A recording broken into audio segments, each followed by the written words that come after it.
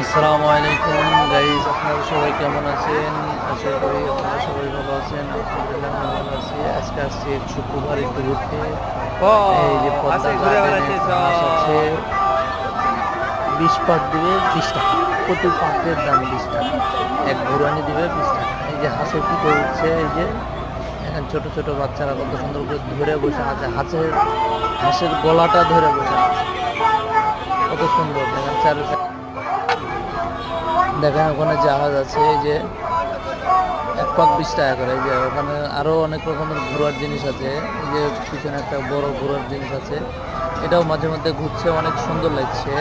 তারপরে এই যে চারি সাইডে মানুষ আছে, এটা হচ্ছে হলো যে নদী, পদ্মার পার, পদ্মা গার্ডেন, ঠিক সাহেববাজারের ওই পিছন থেকে নদীর ধারে ওখানে পদ্মা। আচ্ছা ভাইয়া, লাইক কমেন্ট শেয়ার করেন। আসসালামু আলাইকুম।